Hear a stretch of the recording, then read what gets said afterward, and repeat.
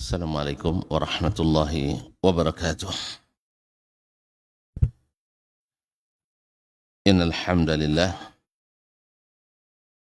nahmaduhu wa nasta'inuhu wa nastahdihi wa nastaghfiruhu wa natubu ilaih wa na'udzu billahi min shururi anfusina wa sayyiati a'malina. Man yahdihillahu fala mudilla lahu wa man yudlil fala hadiya lahu. Asyhadu an la ilaha illallah wahdahu la syarika lah wa asyhadu anna Muhammadan abduhu wa rasuluh la nabiyya wa la rasula ba'dah. Ya ayyuhalladzina amanu taqullaha haqqa tuqatih wa la tamutunna illa wa antum muslimun. Ya ayyuhan nas ittaqu rabbakumul ladzi khalaqakum min nafsin wahidah wa khalaqa minha zawjaha wa batha minhuma rijalan katsiran wa nisaa'a wattaqullaha alladzi tasaaluna bihi wal arham innallaha kana 'alaikum raqiba. Ya ayyuhalladzina amanu taqullaha wa qulu qawlan sadida yuslih lakum a'malakum wa yaghfir lakum dhunubakum wa man yuti'illaha wa rasulahu faqad faza fawzan 'azima. Amma ba'd, fa inna asdaqal hadithi kitabullah wa khairal hadi hadi Muhammadin sallallahu alaihi wasallam wa syarrul umuri muhdatsatuha wa kullu muhdatsatin bid'ah wa kullu bid'atin dhalalah wa kullu dhalalatin finnar. Bapak dan ibu-ibu, saudara-saudara dan saudara-saudari serta adik-adik dan anak-anak jemaah salat subuh di Masjid Al-Ittihad Rumbai yang saya muliakan, yang saya hormati dan yang saya cintai. Alhamdulillah, tentu kita senantiasa bersyukur kepada Allah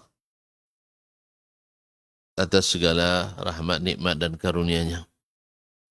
Di subuh ini kita diizinkan Allah menikmati kebersamaan dalam ketaatan di sini. Di tempat yang terbaik, di munasabah ibadah yang terbaik, yaitu ibadah salat di salah satu dari rumah Allah. Kemudian kita lanjutkan pula dengan majlis yang mudah-mudahan dibanggakan Allah di kalangan para malaikat. Dan di akhir perjumpaan kita berharap mudah-mudahan kita berangkat dalam keadaan dibersihkan dari segala salah dan dosa serta maksiat yang senantiasa mengikat hati kita. Mudah-mudahan syukur kita berbuah nikmat-nikmat yang senantiasa Allah berikan tambahan dan diberikan pahala berlipat. Kaum muslimin, kaum muslimat yang dirahmati Allah, salawat dan salam kepada baginda Nabi alaihi salatu wassalam yang ajarannya adalah sebaik-baik ajaran, yang sunnahnya adalah menyelamatkan. Oleh itu, mudah-mudahan salawat dan salam kita menjadi penyebab berbahagianya kita mendapatkan syafaat dari beliau di hari kiamat nanti. Amin.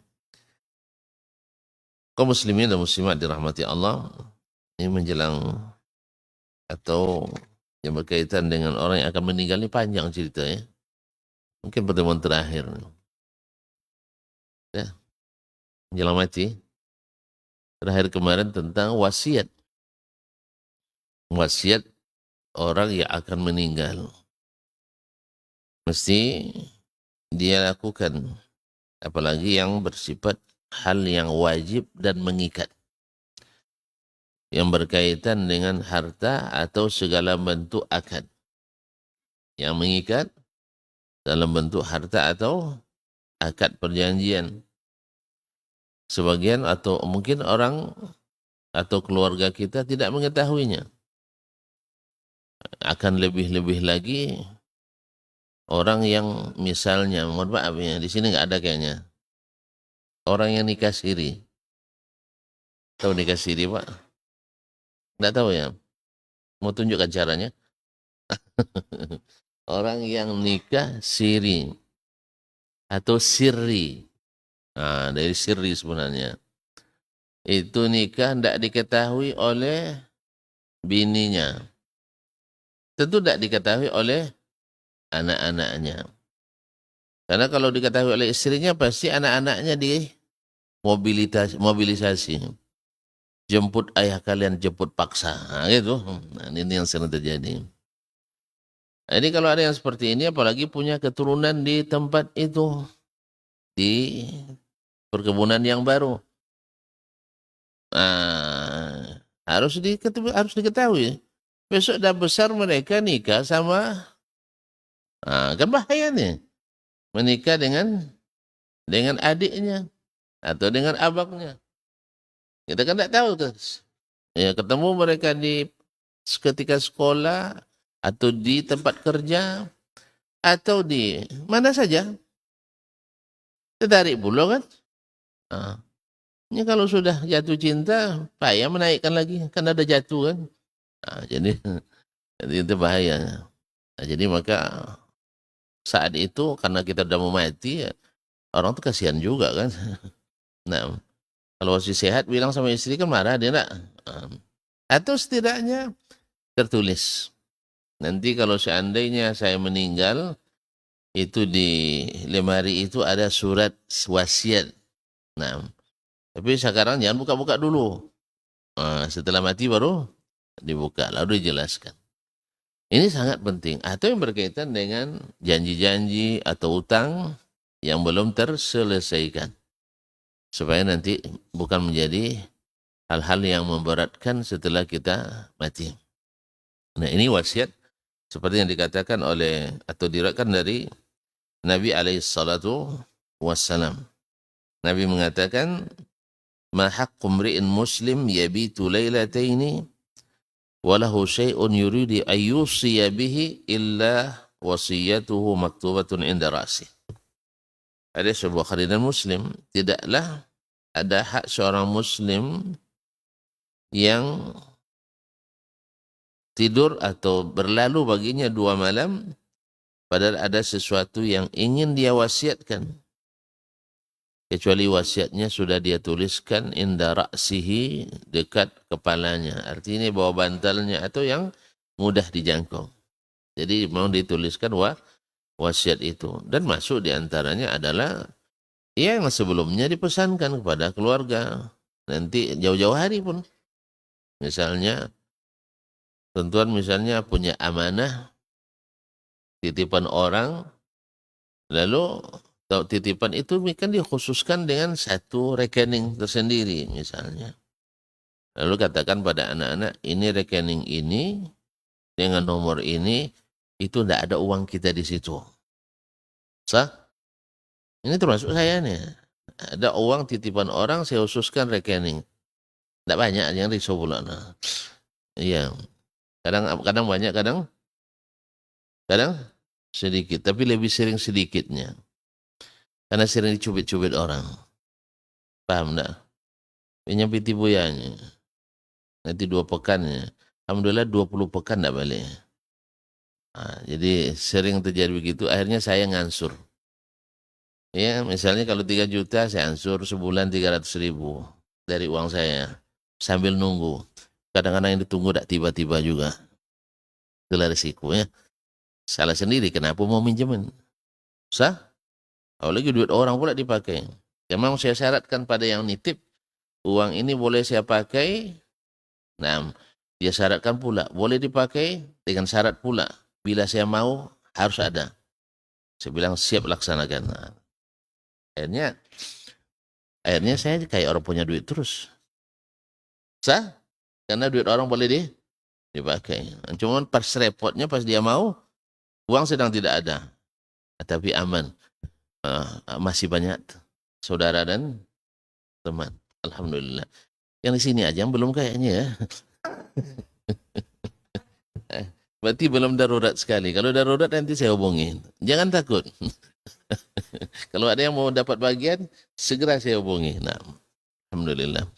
Jadi yang seperti ini harus disampaikan pada keluarga dan anak. Misalnya nanti kan kita misalnya di ini kan kita nama istri ada di situ kan, nama ibu ada kan, nama ibu kandung, nama istri kandung, istri yang sah maksudnya istri yang sah, iya kan ada bu ya, kalau bukan rekening ada kan. Nanti jangan diambil sama istri, diambil sama orang tua nanti tak. Jadi mesti disampaikan. Ini diantara contoh-contoh. Dan ketika kita katakan tidak sama macam-macam keterikatan, tapi yang paling tadi itu seperti yang saya katakan, bila ada hubungan darah yang tidak diketahui oleh orang lain, yang hanya kita sendiri yang tahu. Kan tadilah nak diminta izin tak bakal keluar izinnya. Sah? Minta maaf susah pula dapat maafnya. Akhirnya diproses saja masih dakwah sirriyah. Masih proses dakwah sembunyi-sembunyi. Belum sampai ke dakwah jahriyah, belum sampai terdeteksi. Kan kata orang guru kami mengatakan nikah itu kadang-kadang seperti mulai dakwah juga. Islam dulu dakwah pertama, dakwah sembunyi. Makanya disebut dakwah sirriyah. Orang menikah lagi juga kadang-kadang sembunyi dengan nikah sirri. Lama-lama terdeteksi juga. Sah? Kan Nabi berdakwah 3 tahun dakwah sirriyah. Akhirnya terdeteksi kan. Mau tidak mau terbuka pula. Akhirnya disuruh untuk dakwah secara terus terang. Akhirnya terus terang lah. Abang sebenarnya kan selama ini sering dinas luar kota ke Rahul terus misalnya kan. Mungkin adik ada curiga juga barangkali. Iya bang, aku curiga juga. Kok dinas luar kotanya selalu ke Rahul, ada apa ini? Tapi tak berani nanya. Tapi memang sebenarnya gini. Di sana ada 2 orang anak. Bisa maafkan ya, payah ya. Ini kadang-kadang tidak sempat itu terjadi, tiba-tiba datang ajal menjemput dan kita mati. Maka itu harus disampaikan. Wajib disampaikan. Ya, mungkin lebih elegan lagi kalau kita nyampaikan daripada nanti datang orang perempuan bawa anak ke rumah. Itu lebih trauma orang kan. Jangan-jangan ada yang lain lagi nih. Sah? Tapi kalau dia yang sudah menyampaikan atau disebutkan dalam wasiatnya, maka itu mungkin lebih cepat reda dan dipercaya. Nah, jadi ini juga dia anjurkan. Demikian pula seseorang yang akan meninggal, tentu kita ketahui bahwa dia Allah berikan misalnya harta, dan satu-satunya kesempatan lagi untuk dia bawa harta pergi adalah wasiat ini. Adalah wasiat. Kalau tidak semuanya jadi warisan. Nanti kan setelah mati bayar hutang, kemudian biaya pemakaman, kemudian wasiat, lebihnya nanti baru untuk dibagi oleh ahli waris. Nah, dibagi ini itu sudah hak yang melekat pada ahli waris. Untung-untunglah kalau kita dapat ahli waris yang mempedulikan kita. Untung-untung kalau dia mempedulikan kita, karena sebagian anak, sebagian ahli waris karena tidak biasa terdidik oleh orang tua, ketika diminta untuk berbuat kebaikan dari harta orang tuanya sendiri, mereka bilang tidak mau. Seperti yang saya ceritakan, ayahnya meninggal, yang mengumpulkan uang tunai hanya 93 juta. Kan sedikitnya. 93 juta sedikit kan? Ya kalau rupiah sedikit. Tapi kalau sudah ceritanya uang luar negeri, kan beda angkanya ya. Coba kita kalikan ya. Kalau rial berapa? 4.500. Lebih tahu tentu daripada saya ya. hanya 418 miliar. Juta miliar? Miliar ya? 418, 500, ribu. Miliar ya? Sikit apa banyak? Hah? Bisa bikin masjid ya? Jadi 418 miliar. Anaknya bertiga, laki semua. Jadi biasalah orang kalau udah meninggal kan ngadu ke ustadz kan itu. Gimana caranya nih ustadz gitu ya, biasa. Datang pula diundang ustadz dai. Yang cerita ustadznya sendiri. Lalu di antara yang ditanya oleh ustadz ini, ayah kalian meninggalkan apa enggak? Wasiat. Pertama utang ditanya. Ternyata biasanya kalau orang pelit ini jarang juga berutang ya. Sah? Karena ngutangin enggak mau, berutang enggak mau bayar. Enggak tahu ya. Bukan karena enggak ada utang, enggak mengakui utang. Enggak pernah jumpa orang pelit. Hah? Enggak pernah ketemu orang pelit, Pak. Kedekut. Dia itu ngutangin jelas payah. Kalau berhutang enggak dibayar. Sah? Hah? Susah nak aku dia. Ah, duit segitu kok diminta juga katanya kan. Duit segitu kok diminta juga. Lalu kita balas, duit segitu kok enggak dibayar-bayar. Nah, jadi katanya utang enggak ada. Nah, ada enggak wasiatnya? Ternyata mau mati pun tak ingat juga nak berinfak dia. Tak ingat juga berbuat kebaikan. Subhanallah. Tak ada juga Ustaz. Nah, kalau saya mengusulkan, kan kalian bertiga nih. Nah, jadi kan kalau 90 dibagi 3 kan 31 ya.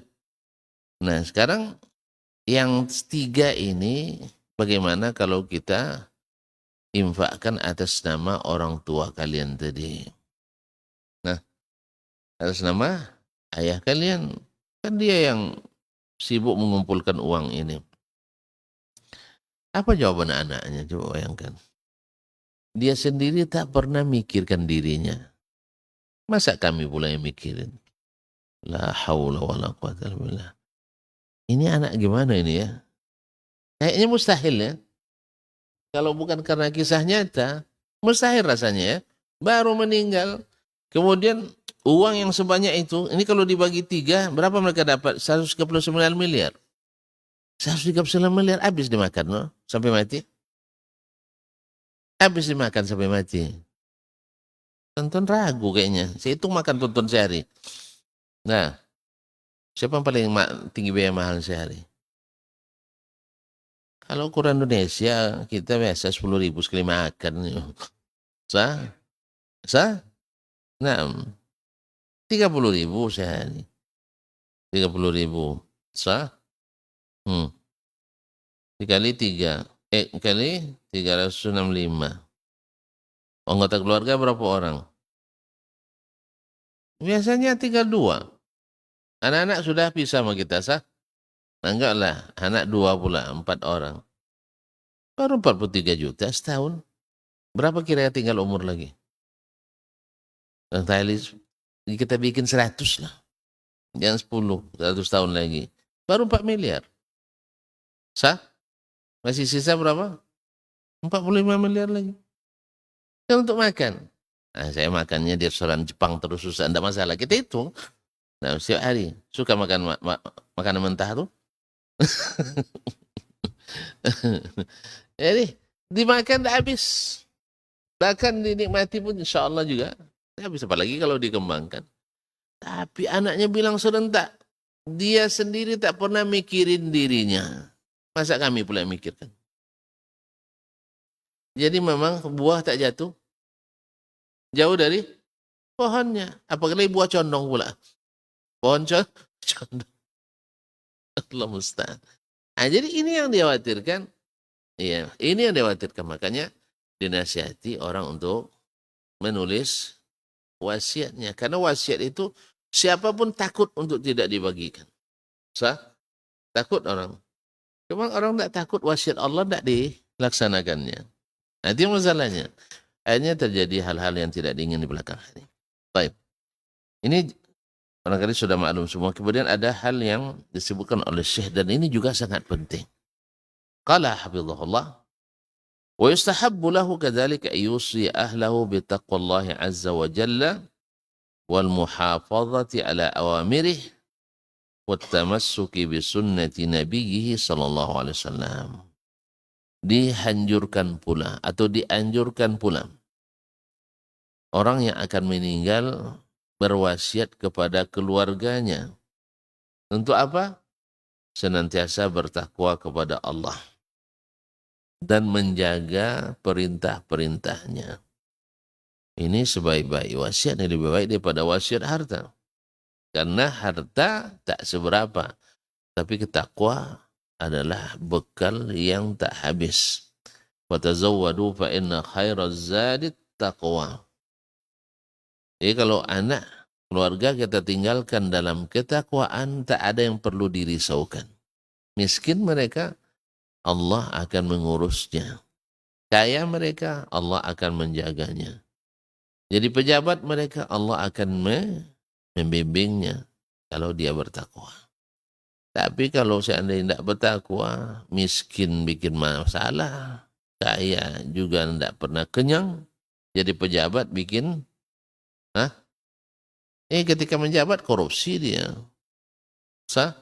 Setelah pensiun, jadi provokasi. Allah musta'an. Jadi oleh sebab itu kaum muslimin, jadi makanya diperlukan wasiat untuk bertakwa kepada Allah, menjaga perintah. Wa tamassuki bi sunnati nabiyhi sallallahu alaihi wasallam, dan senantiasa berpegang teguh dengan sunnah Nabi sallallahu alaihi wasallam. Kenapa?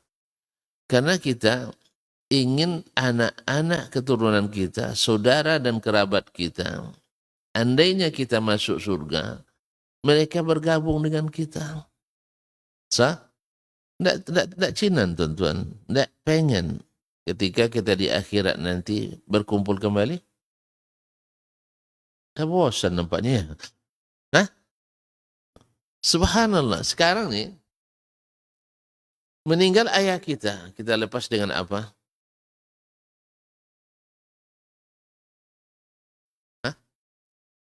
Belum pernah mengalami. Lepas dengan tangis, dan doa, Kenapa menangis? Takut tidak berjumpa lagi, Takut tidak jumpa lagi, padahal ayah sebaik itu yang mendidik, menghidupi kita. Nah, setelah itu maunya kita mati pula kayaknya, ikut orang tua. Tapi ada harapan bahwa kita akan berjumpa kembali. Ingin jumpanya di mana ya? Serius? Ingin masuk surga atau jumpa di neraka? Kan ada yang bilang, biarlah masuk neraka asal jumpa dengan artis pulat. La haula. Auzubillah. Nah, itu kita tidak berjumpa di tempat yang teraman, tempat yang membuat nyaman, itu surga. Akhirnya kita menyerahkan ini pada Allah, maka kita ucapkan, inna lillahi wa inna ilaihi raji'un. Nah, supaya aman orang tua kita berjalan, lalu kita doakan pula, Allahumma gfir lahu warhamhu wa'afihi wa'afu anhu. Dan setiap orang yang datang membuat kita senang ketika mengatakan Allahumma gfir lahu ghafarallahu limitikum wa ahsanallahu azaakum. Makanya semakin banyak orang datang, maka kita semakin merasa ringan. Karena ada harapan orang ini dikunjungi, tanda dia disenangi atau setidaknya disegani. Disenangi atau disegani. Kalau sempat orang tidak segan, berarti ada masalah dengan kita. Ketika orang kepada kita segan, maka semakin kuat harapan untuk berjumpa lagi. Maka kita walladzina amanu wattaba'athum dzurriyyatuhum bil imani alhaqna bihim dzurriyyatahum. orang-orang yang beriman kemudian diikuti oleh keluarganya dalam keadaan beriman, maka akan kami gabungkan kembali. Nah, kaum muslimin dan muslimat, gimana caranya supaya bergabung kembali? Itulah diperlukan berpegang teguh dengan sunnah Nabi Sallallahu Alaihi Wasallam selamat. Nah, andainya, la qadarullah, orang tua yang pergi dahulu, dia tidak, mohon maaf, mungkin karena dosa-dosa dan maksiatnya tidak istiqamah. Tapi lalu datang anaknya yang istiqamah, yang berpegang teguh pada Al-Quran dan Sunnah. Kalau anak sudah berpegang teguh pada Al-Quran dan Sunnah, mustahil tidak akan mendoakan orang tuanya. Nah, doa-doa inilah, ya, tanpa diwasiatkan pun akan mengalir. Tak seperti yang tadi. Minta dikit aja, padahal masih orang tuanya yang punya, tidak mau dia. Nah, ini justru anak akan melahir menjadi anak yang saleh, mendoakannya, berinfak atas nama orang tuanya. Kan sering kita lihat kan, mana yang lebih banyak, infak orang di masjid itu orang yang sudah mengaji atau yang tidak mau ngaji? Hah? Mana yang lebih banyak infaknya orang setelah mengaji atau sebelum mengaji? Setelah ngaji sunnah atau ngaji bid'ah? Hah? Perlu bukti pula ya, saya buatkan data ya. Iya. Kalau dia ahlus sunnah, ya infaknya banyak di masjid. Tapi kalau ahli ghair sunnah, infaknya banyak di kuburan. Saya serius ini. Makanya beda kita. Kalau ahlus sunnah, hartanya banyak datang ke rumah Allah. Makanya banyak orang kadang-kadang bikin masjid sendiri. Kapan dia mampu? Setelah mengaji. Bukan hanya bikin bangunan fisik, tapi diisi. Ada juga orang kaya tapi tidak ngaji, dibuatnya masjid besar, tapi isi dia tidak bisa. Paham tak? Terserah kalian lah, nak ngisi atau tidak. Kemudian terserah diisi dengan apa saja. Akhirnya apa? Diisi dengan amalan-amalan yang diragukan diterima. Ustaz, kok mau hukum amalan orang tidak diterima? Memang Ustaz pasti diterima. Kan gitu juga orang kan. Hah? Gimana Ustaz? Kan saya tidak bilang masjid tertentu kan. Ada. Nah, mau juga tunjukkan. Janganlah kepo sekali. Nah, iya, ada memang. Orang bangun masjid tapi diisi dengan amalan-amalan tanpa ilmu. Tonton di masalah duniawi aja. Orang kalau tidak berilmu mengerjakan sesuatu, tak terima kan? Diterima? Tidak. Masa iya masalah agama, yang masalahnya dunia akhirat, bisa diterima dari siapa saja? Bisa diterima dari siapa saja? Baru saja bertobat dari preman, tiba-tiba jadi ustadz, gara-gara pakai sorban. Habis itu nantang ustadz pula. Yang bilang haram, saya siap debat katanya. Dikiranya debat itu ilmu. Paham sih? Debat itu bukan ilmu. Makanya debat bukan jalan menyelesaikan masalah. Jalan menyelesaikan masalah itu adalah fa in tanaza'tum fi syai'in farudduhu ila Allah. Baca Quran. Wa rasul, dan pada rasul baca sunnah. Bukan buka media debat, enggak. Apalagi debat kata Imam Syafi'i, berdebat dengan orang berilmu menang saya katanya. Tapi debat sama orang jahil kalah saya. Iya. Ini para orang-orang jahil kalau berdebat pakai buzzer dia. Pakai buzzer dia. Nah, jadi makanya dia wasiatkan anak-anak, keturunannya, keluarganya sebelum meninggal untuk tetap bertakwa pada Allah Subhanahu wa taala. Wa yuhadzirahum minal ahwa'i wal bidah. Dan supaya mereka diberi peringatan dari segala bentuk hawa. Beragama menurut hawa nafsu, keinginan. Apa maksud hawa? Orang yang mendahulukan pikirannya dari Al-Quran dan hadis. Atau orang yang membandingkan pikirannya dan perasaannya dengan Al-Quran dan hadis. Itu ahli hawa. Al-Quran mengatakan ke kiri, dia bilang ke kanan. Al-Quran mengatakan di atas, dia bilang tak tentu di mana. Ini kan pikiran, ini namanya hawa. Dan bid'ah, dan dari segala bid'ah. Karena bid'ah itu semuanya ditolak. Sekalipun bid'ah hasanah. Yang bilang hasanah kan pelakunya. Saya tidak temukan orang mengatakan ada bid'ah hasanah, kecuali memang ahli bid'ah atau terpapar syubhat bid'ah. Imam Syafi'i yang bilang ahli bid'ah. Enggak. Imam Syafi'i mengatakan ada bid'ah hasanah secara bahasa. Buktinya beliau sendiri yang mentahzir umat dari bid'ah hasanah. Man istahsana syai'an faqad ibtada. Lalu dia bilang bid'ah itu secara bahasa terbagi dua, ada yang terpuji, ada yang tercela. Ya secara bahasa benar. Ada yang terpuji, ada yang tercela. Tapi kalau secara istilah tidak. Secara syar'i tidak. Kullu bid'atin dhalalah. Maka ingatkan anak-anak jangan sampai terpengaruh oleh bid'ah. Wa qarawa Sa'id bin Mansur bi sunanihi. Imam Sa'id bin Mansur dalam sunan meriwayatkan dan juga selain beliau an Anas ibn Malik.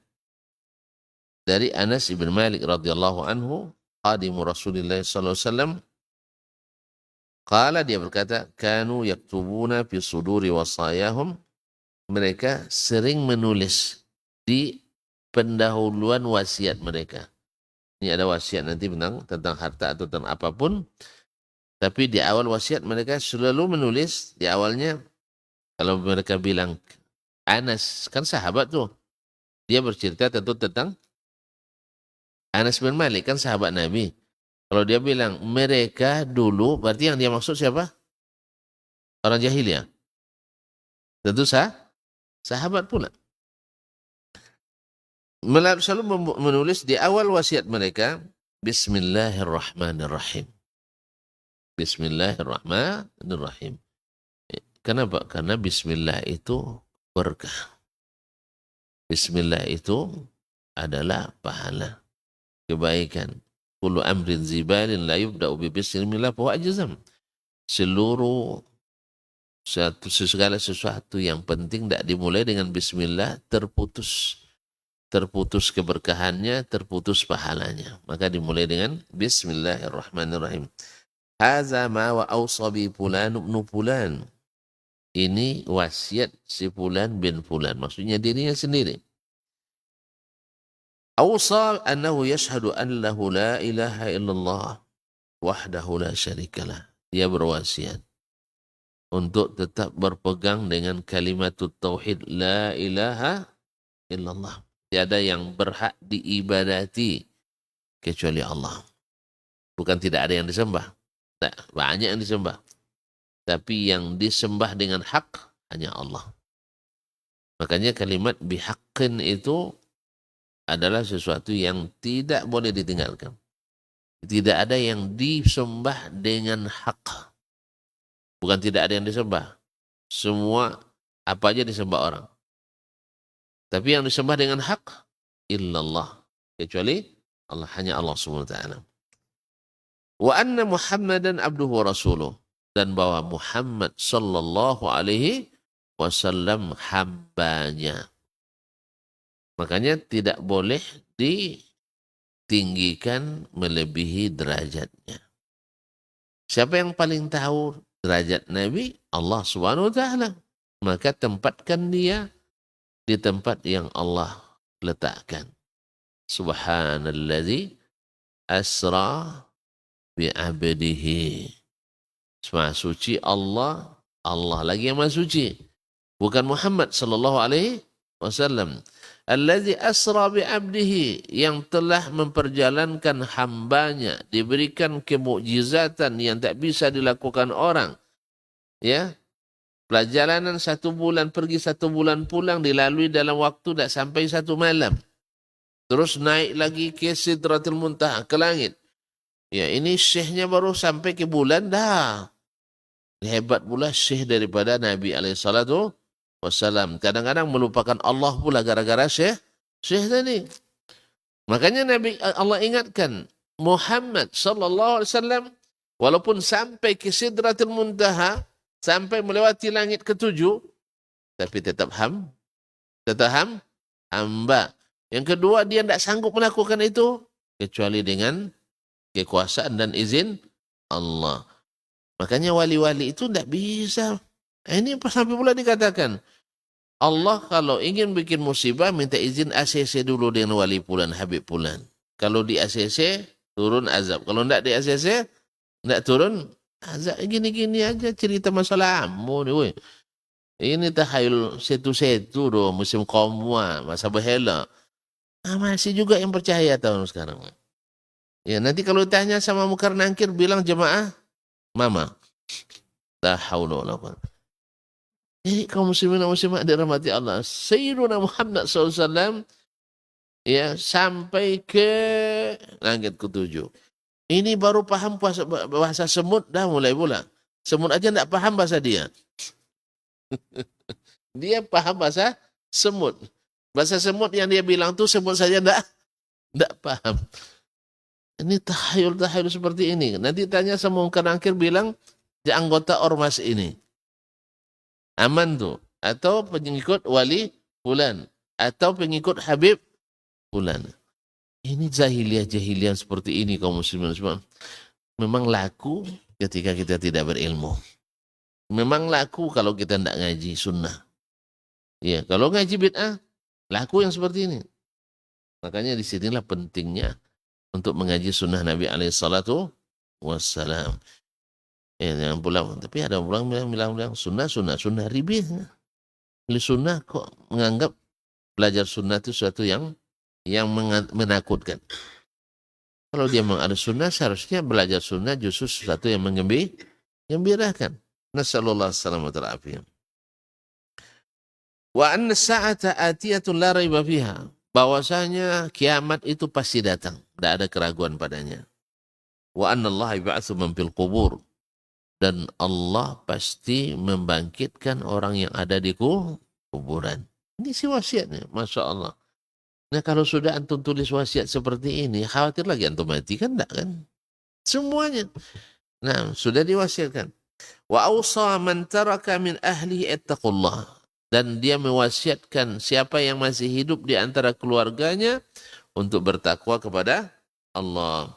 Wa yuslihu zata bainihim, untuk senantiasa memperbaiki hubungan sesama. Jadi hubungan kepada Allah dirawat, kemudian hubungan sesama juga diperbaiki. Karena tidak bisa kita damai dengan Allah saja. Allah juga tidak akan mau damai dengan kita kalau kita tidak damai dengan keluarga kita sendiri. Buktinya Allah tidak proses kontrak kerja kita, laporan amal kita, kecuali kalau kita berbaikan dengan saudara. Sakit Ustaz. Memang Ustaz tidak pernah merasa sakit itu. Dihujat terus saya. Tidak ada yang baik dari saya. Memang Nabi tak pernah dihujat. Dihujat. Yang penting itu, hati itu jangan dikunci. Apalagi kalau sudah banyak orang-orang jahat masuk ke dalamnya. Lalu dikunci jadi penjara, itu kalau penjara tentu sesak. Orang nak berontak juga nak keluar. Awak nak kasih dia keluar. Tentu desak dada kita. Oleh sebab itu, lepaskan semua mereka. Kalau perlu, hapus nama mereka dari daftar para terpidana di hati kita. Payah ya. Bawa udhu, bawa tidur, baca doa, lupakan mereka. Lapang hati. Sehingga menit tidurnya nyak, makan enak. Badan sehat. Karena itu semuanya racun-racun yang merusak hati kita. Nah, ma'asyil kiram ya wa aslu zata bainihim. Wa Allah rasulah, dan taat pada Allah dan Rasulnya. In kanu mu'minin, kalau benar mereka orang beriman. Wa awsahum bima awsa bi Ibrahim wa banihi wa Yaqub. Ini dia juga mewasiatkan. Ini masih dalam wasiat orang-orang tuh.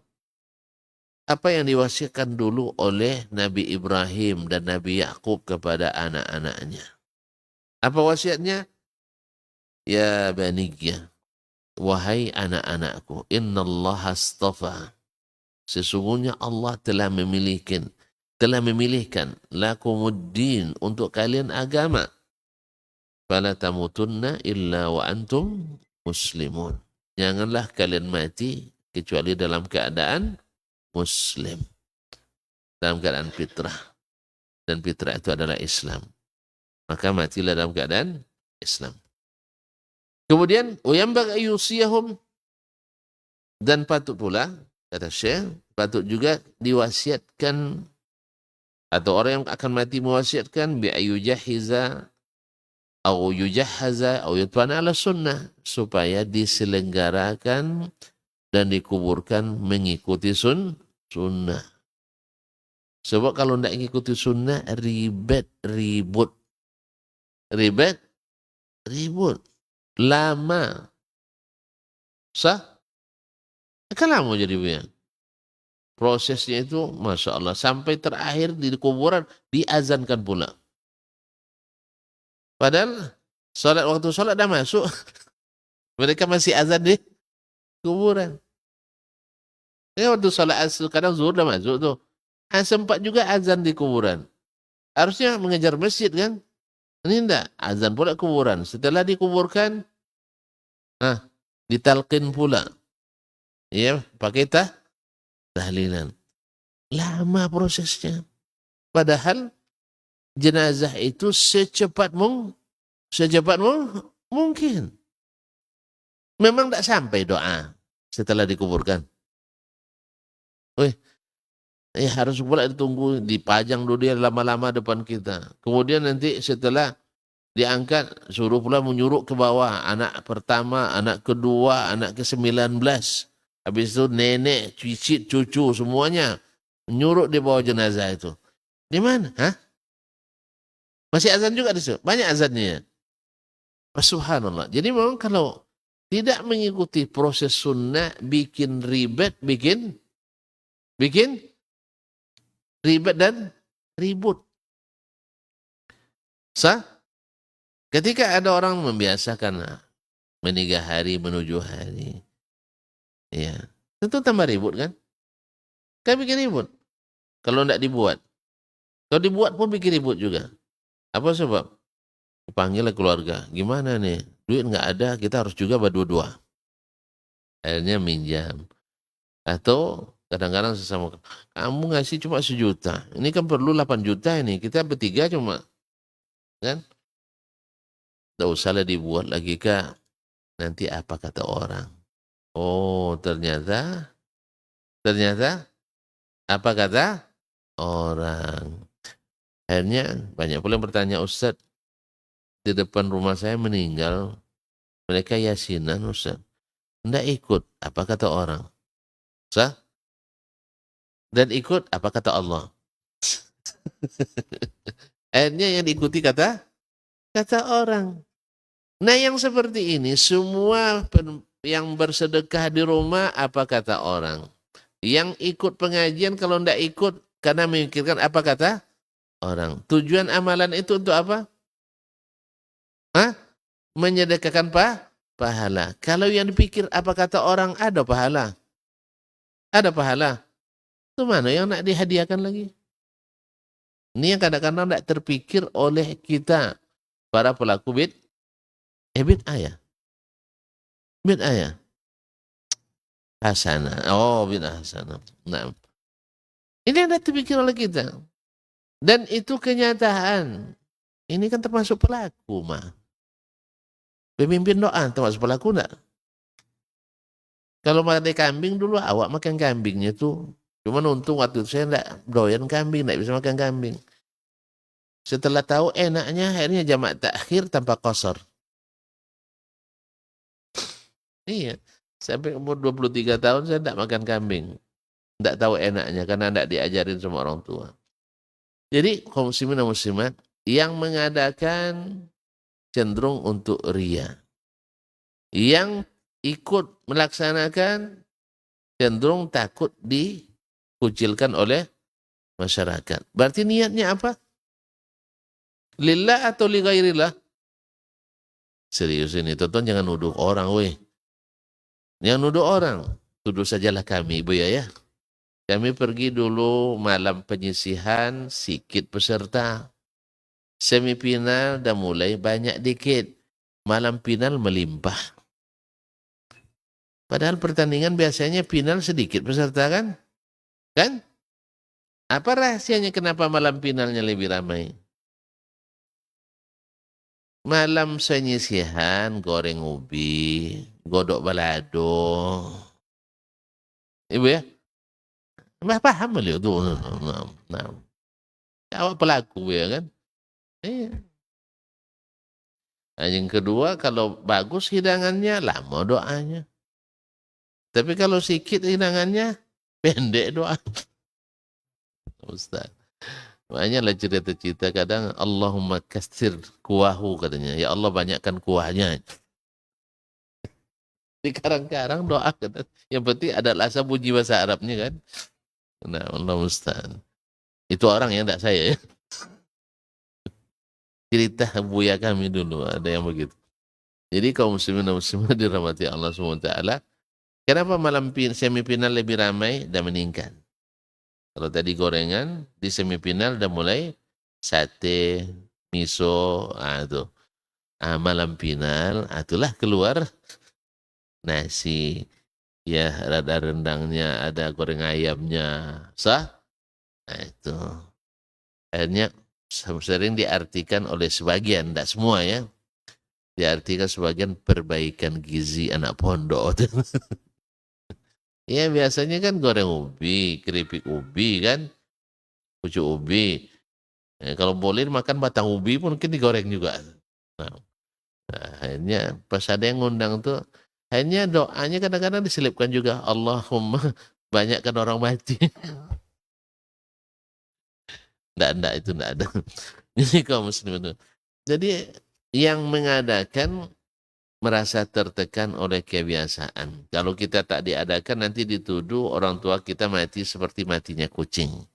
Itu yang dianggap mati kucing. Lebih parahnya mati astagfirullahaladzim. Di situ akhirnya tidak ikhlas. Ya. Silakan buat survei, buat survei aja. Tapi banyak yang seperti itu. Saya tahu itu dari banyak yang konsultasi. Jadi yang saya ceritakan ini bukan pengalaman pribadi, tapi banyak konsultasi dari masyarakat. Sama juga masalah nikah siri tadi. Nah, sebenarnya kalau strategi udah banyak sampai ke saya. Cuman saya belum berani mempraktekannya. Itu aja masalahnya. Strategi udah banyak. Hasil pertanyaan orang, lalu kita tanyakan ke orang yang apa solusinya kan? Ada, cuman awak belum praktek. Jadi kalau bab ini saya mengaku itu kelemahan saya kan. Masih penakut. Nah, masih penakut. Baiklah kaum muslimin dan muslimat. Jadi rata-rata memang karena tekanan. Yang pergi, kan kadang-kadang kalau digertak, awas kalau tidak ikut kegiatan masyarakat, PRW kadang gertak. Kalau mati nanti tidak diselenggarakan. Tentu takut loh masyarakat. Tidak diselenggarakan berarti kan dibenci oleh masyarakat. Sah? Tapi saya santai saya bilang. Ada juga yang sampai ke telinga saya begitu. Mati besok tidak kita kuburkan katanya. Saya bilang sampaikan pada dia ya. Kalau saya mati tidak dikuburkan saya cari malam hari semua. Kan arwah gentayangan. Iya tentu yang menyebabkan saya tidak dikuburkan. Yang pertama yang saya cari sah. Ada-ada aja, tidak mungkin lah kita tidak dikuburkan. Seburuk-buruk apapun masyarakat, pasti kita dikuburkan. Nah, cuma dikuburkan, terserah. Kalau dia tidak kuburkan secara tidak terhormat, dia sendiri yang tidak menghormati dirinya. Sah? Masa ustadz dikuburkan kayak menguburkan binatang? Karena mungkin kan? Dia yang masuk koran tuh, saya enggak masuk koran ya. Saya masuk koran pun enggak masalah. Kalau udah mati masih malu lagi. Orang mati masih malu lagi? Enggak. Nanti tidak didoakan. Ya kalau doa orang-orang yang fasik enggak juga kita harapkan. Yang kita harapkan doa orang saleh. Tapi alhamdulillah. Saya berani mengatakan itu, saya banyak murid saya. Sah? Banyak keponakan saya. Enggak dikuburkan oleh masyarakat, enggak apa-apa lah. Tapi jangan serius ya. Saya butuh tuan-tuan, cuman andai-andai gitu ya. Karena alhamdulillah dari perangnya enggak terlalu buruk sekali lah perangnya saya. Ya. Kan enggak terlalu buruk kan? Bertemu masih bisa senyum. Nanti selepas ini bisa main pingpong lagi, Masya Allah. Jadi saya usahakan jadi orang baik lah gitu. Walaupun tidak sebaik yang diharapkan. Tapi minimal tidak begitu mengecewakan. Nah, jadi insya Allah pastilah ada. Murid saya 2-3 pasti ada yang akan menguburkan saya. Tapi saya yakin tuan-tuan, insya Allah. Bersedia kan? Nah, alhamdulillah nyaman saya. Baik. Jadi supaya jangan diselenggarakan dengan cara-cara yang tidak sunnah. Wa ayyuhadzirahum minal bid'ah. Dan mengingatkan mereka jangan diselenggarakan secara amalia bid'ah. Karena memang mohon maaf, yang saudara kita yang bikin bid'ah ini kan semuanya berprasangka baik. Yang dibaca tahlilan, Abdul Zikri la ilaha illallah. Kemudian azan di kuburan. Ya, apa namanya, kias analogi gimana? Dulu ketika lahir diazankan. Sekarang ketika mati diazankan juga.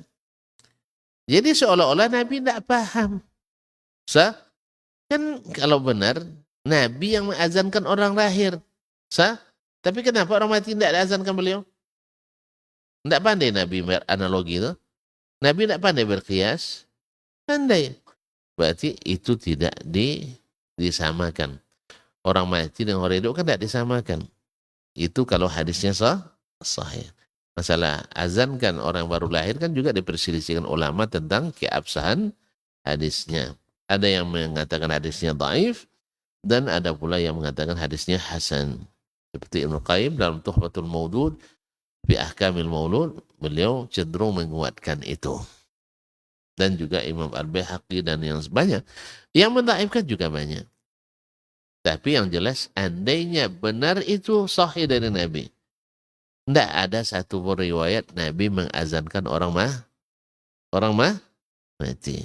Berarti kias Anda ini menentang nas yang sahih dari Nabi bahwa setiap orang mati tidak diazankan.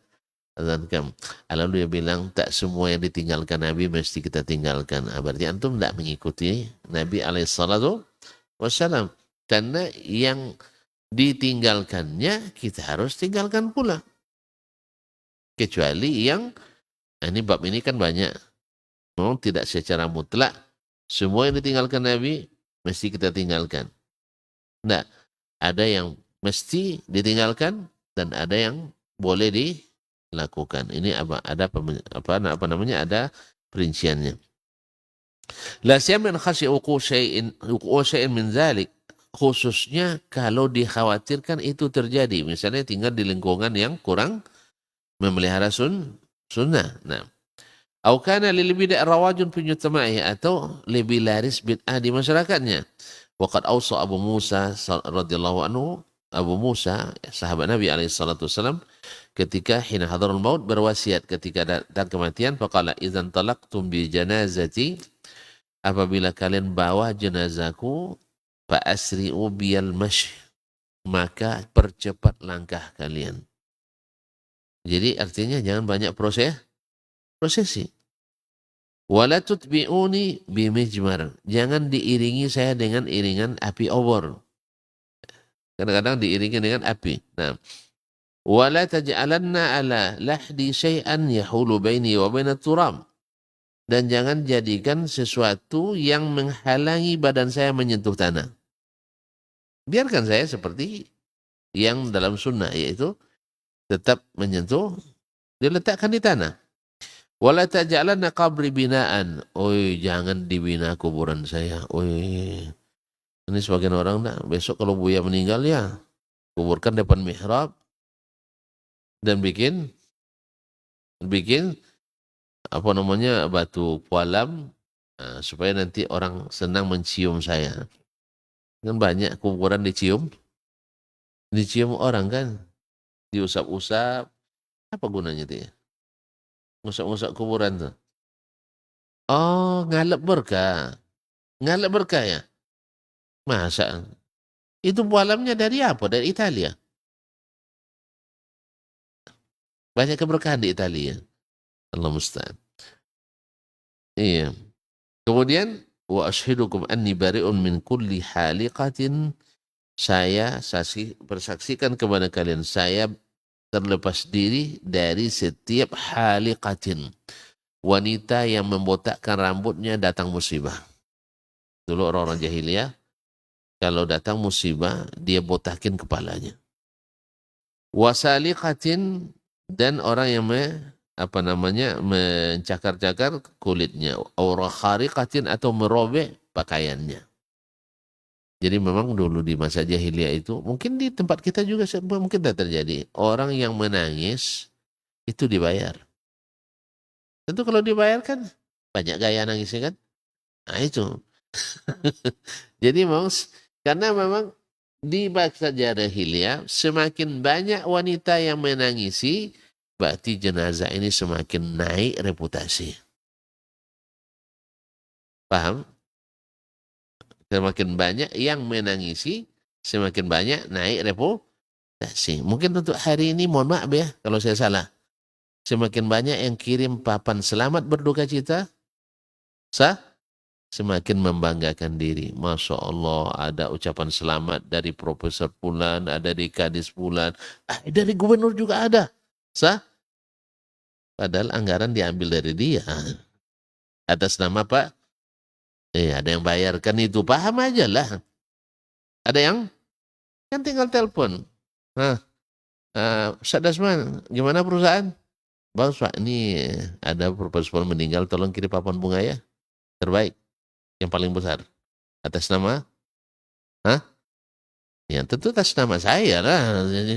Nah, nanti ada tukang fotonya itu Pak.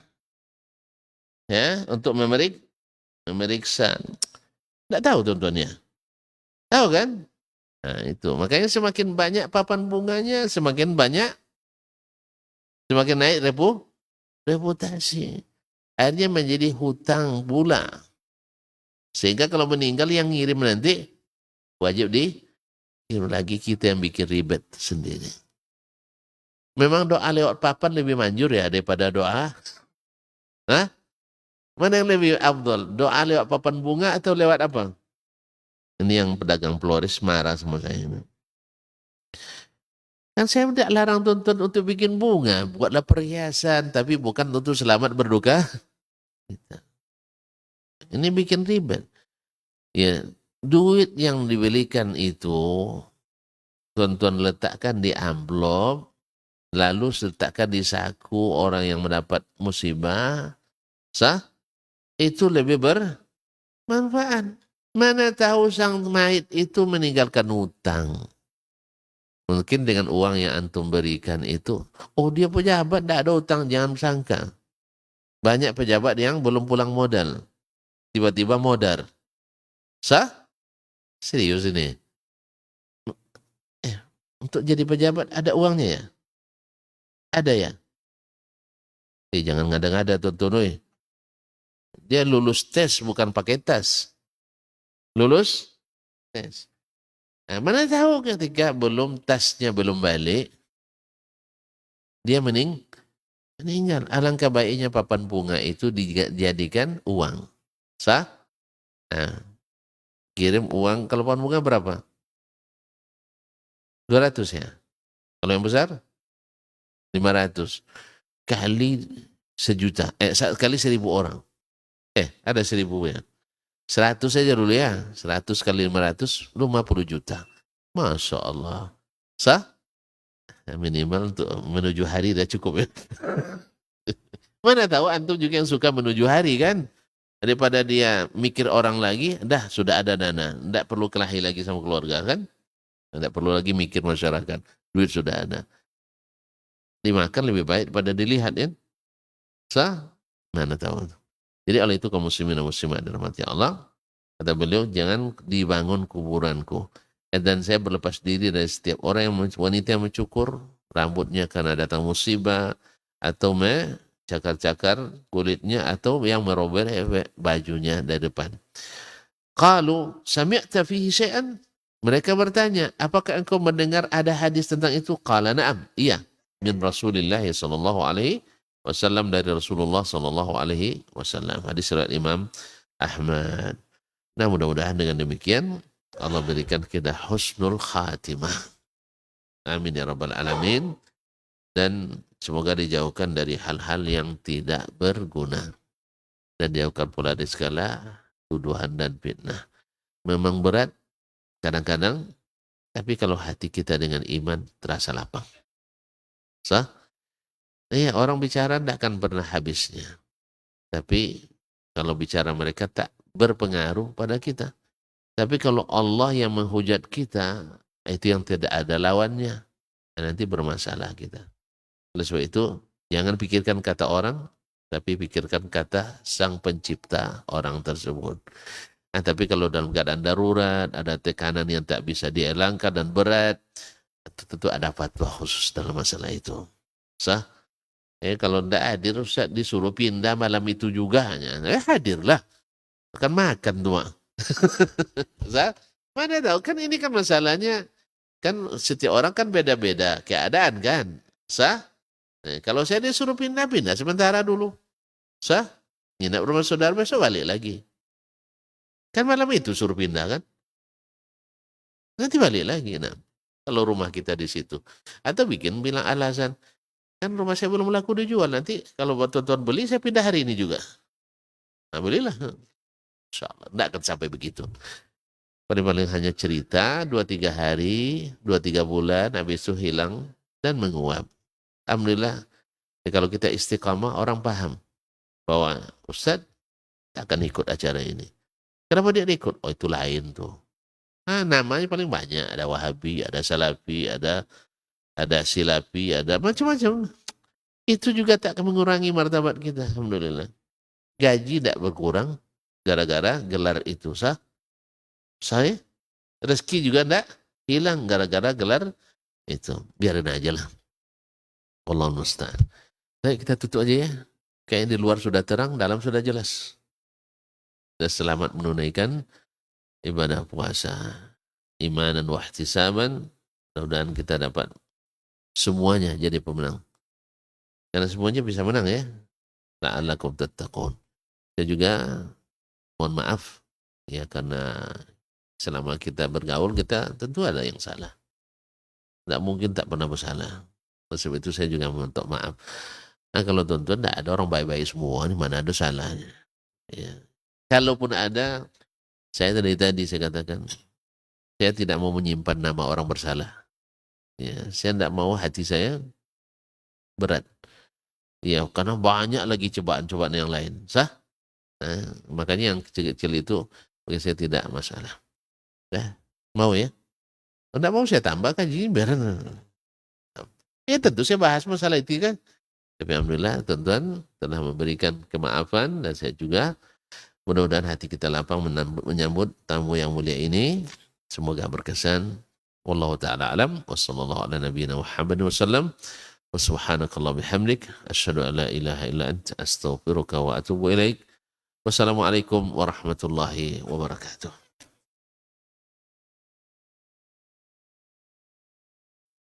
Waalaikumsalam.